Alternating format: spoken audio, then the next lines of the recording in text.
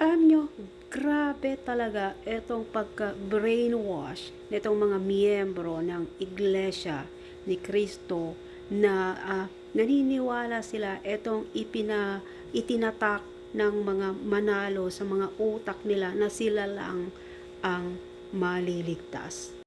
Mas naniniwala ba kayo sa isang pamilya lang na itinatag itong relihiyon na ito ng ilang dekada lang kesa dito sa isang relihiyon na nag-e-exist na simula pa nandito sa lupa ang poong may kapal?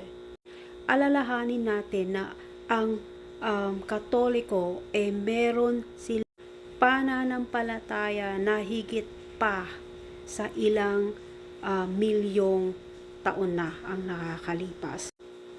For example, kung paano pumili ang mga Katoliko ng kanilang leader o yung tinatawag na Santo Papa.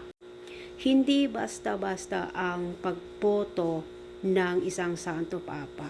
Hindi basta-basta ordinaryong Katoliko ang boboto, kundi ito ay binubuo ng mga matataas na kardinal na nanggagaling pa sa iba't ibang panig ng mundo na sila ay ikukulong sa isang chapel sa Vatican City. Sa mga Katoliko na katulad ko, I know na marami sa atin ang hindi nakakaalam, pero dapat sana alamin natin kung ano ang doktrina na sinusunod ng mga Katoliko na nag-e-exist na ng ilang milyong taon. So, sa pagpili nga ng bagong Santo Papa, hindi ito basta-basta lang na create ng isang family na iyon na kung sino na nag-create ng isang relihiyon ay iyon na ang susundin mo, kung ano ang sasabihin ng isang pamilya iyon na ang totoo. Ang mga kardinal na ito na galing sa iba't ibang panig ng mundo nagfo-form sila sa isang lugar o isang chapel, doon sila ikukulong ng ilang araw, doon sila boboto at sila ay ise-separate sa mundo. Walang cellphone, walang kahit ano, walang social. Talagang nakakulong sila para maiwasan ang impluensya ng mga politiko sa pagboto.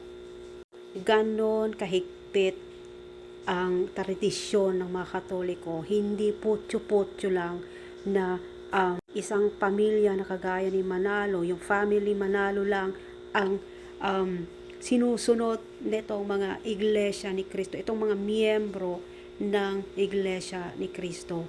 Kayo ang humusga.